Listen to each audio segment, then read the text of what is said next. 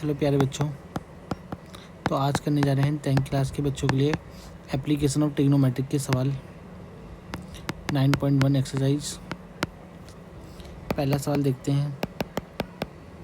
एक circle artist climbing the 20 metre long rope. एक 20 metre रस्सी लंबी है। रूप की लेंथ 20 मीटर की है।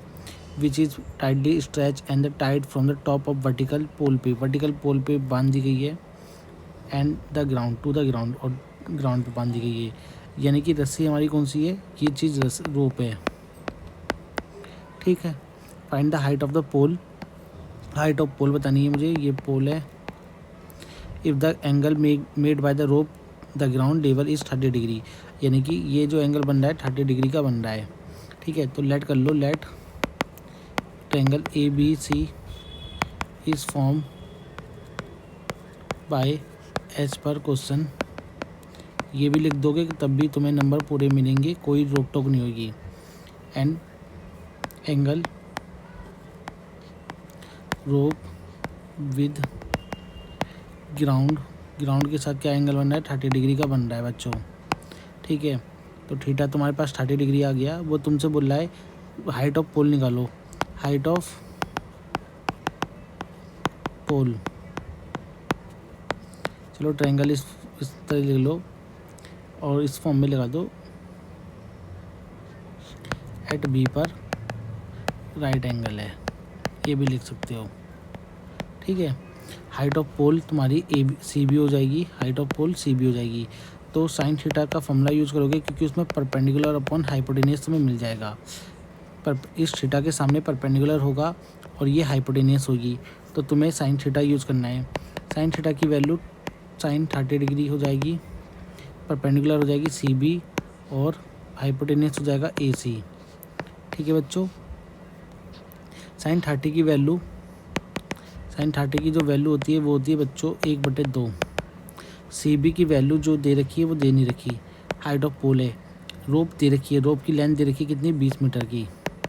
क्रॉस मल्टीप्लाई करता हूँ तो 10 से 10 चला जाएगा, और ये क्रॉस मल्टीप्लाई करने पर 10 CB, यानी कि CB की लेंथ आ गई। CB आ गई 10, जो कि हाइट ऑफ पोल है। हाइट ऑफ पोल कितनी आ गई बच्चों? 10 मीटर। ठीक है।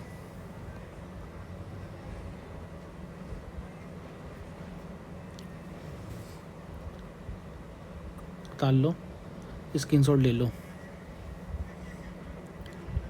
अगर कुछ बताना है चैप्टर के बारे में वो भी करा रखा है वीडियो में, पहले की वीडियो में करा रखा है। ठीक है। अगला सवाल पढ़ते हैं। एक tree is break due to storm. एक ट्री टूट जाता है स्टॉर्म के कारण, यानी कि तूफान के कारण हमारा पेड़ टूट जाता है। The broken part of the band so that the top of the tree touch to the ground making angle 30 degree, यानी कि let the tree height is AB मान लो। ट्री की हाइट पूरी AB थी एंड इट ब्रेक डाउन हो जाता है, यानी टूट जाता है, नीचे गिर जाता है। ब्रेक लिख लो। ब्रेक फ्रॉम C पॉइंट से टूट जाता है, मान के चलो C पॉइंट यहाँ पर है। एंड टच टू ग्राउंड, यानी कि ग्राउंड को टच करता है, यानी कि B पॉइंट जो तुम्हारा आ जाएगा वो यहाँ पर आ जाएगा नीचे की तरफ में, विद एंगल 30 डिग्री। ये 30 डिग्री का एंगल बनाएगा। और बोला है distance between the foot and the tree point where the top is touch the 8 metre, यानी कि 8 मीटर की है। तो AB हमारी 8 मीटर की आ गई। ठीक है। Find the height of the tree. Height of tree, तो हाइट ऑफ ट्री हमारी जो देख पा रहे हैं, हाइट ऑफ ट्री जो है उसमें क्या क्या आ रहा है? AC आ रहा है और BC आ रहा है। दोनों को जोड़ दोगे तो हाइट ऑफ ट्री निकल जाएगी। तो पहले मैं यूज़ कर लेता हूँ साइन थीटा यूज़ करता हूँ। साइन थीटा मत करो, कॉस थीटा करोगे। पहले तो अब आएगा टेन थीटा यूज़ कर लो। टेन थीटा यूज़ कर लेते हैं। चलो, टेन थीटा का फॉर्मूला परपेंडिकुलर अपॉन बेस होता है। परपेंडिकुलर अपॉन बेस होता है क्यों करा, क्योंकि परपेंडिकुलर मिल जाएगा मुझे यहाँ से, ये लेंथ मिल जाएगी। BC मेरे पास, बेस मेरे पास दे रखा है 10-30, परपेंडिकुलर मेरी हो जाएगी AC, और B मुझे दे रखा है 8 मीटर। इसकी वैल्यू 1/√3 होती है 8, क्रॉस मल्टीप्लाई करूँगा तो 8/3, और अंडर एस्नाइजेशन कर दूंगा मैं तो 8 इसे ऐसे छोड़ दो, चलो 8/√3 ही रहने दो। तो AC मेरी आ गई, AC मेरे पास आ गई 8/3 आ गई, AC आ गई। अब इसके बाद क्या करो बच्चों, जगह ज़्यादा है नहीं तो इधर ही समझ लो पूरा सवाल को। मैं यूज करूँगा अब बेस अपॉन हाइपोटेनियस, यूज कर लो base upon hypotenuse cos theta, cos 30 की वैल्यू, और बेस कितना है अपने पास 8, हाइपोटेनियस पता नहीं, जो कि हमारे पास CB है, CB लिख लो यहाँ पर, CB लिख दिया। तो इसकी वैल्यू होती है 3/√2, क्रॉस मल्टीप्लाई कर लूँगा तो CB की जो वैल्यू आएगी बच्चों, ये इधर जाएगा 16/3 हो जाएगी, ठीक है।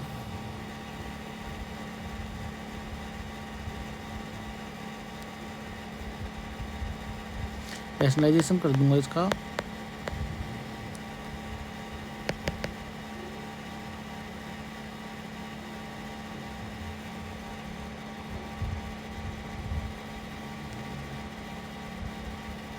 ये वैल्यू गलत आई बच्चों, ये आ रही थी 8/√3। अब रैशनलाइजेशन करना हो तो मुझे पे मिल जाएगा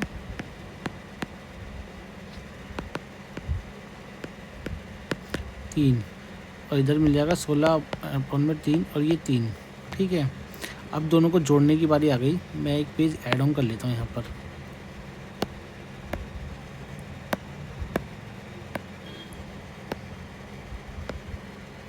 ठीक है, यानी कि 16/3/3 है, और ये √3, ये मेरा भी ये सॉल्व हो गया ना, √3 यहाँ पर 3 है, यहाँ पर टोटल लेंथ यानी कि AC प्लस BC को जोड़ दिया तुमने, एलसीएम 3 आएगा, 16/3,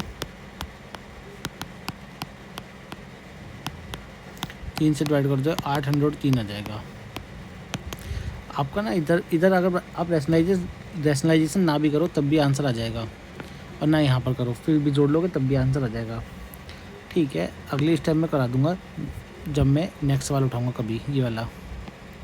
अगला करते हैं, ये वाला करते हैं पहले। Angle of elevation of the top tower from the ground which is 30 metre away from the foot of the 30 degree, यानी कि एंगल ऑफ एलिवेशन बनना है।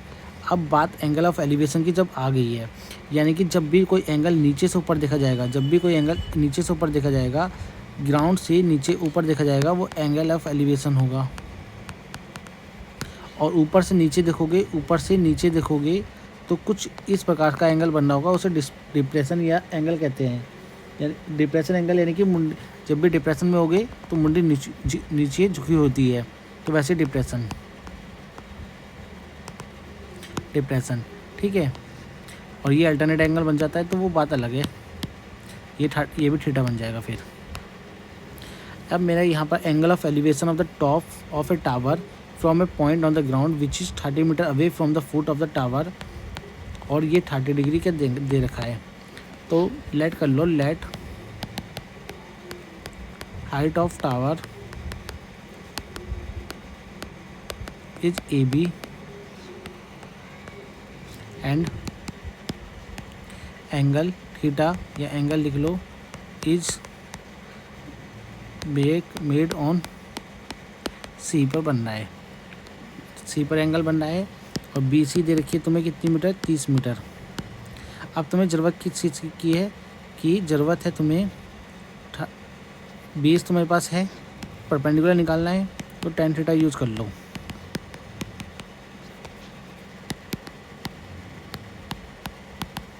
परपेंडिकुलर कितना है AB, और BC दे रखी है, ठीक है।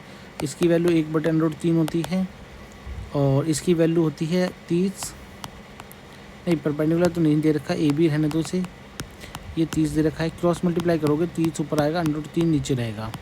रैशनलाइजेशन कर दूंगा, इधर आ जाएगा मेरा ए बी। रैशनलाइजेशन कर दूंगा ना तो 30 अंडर 3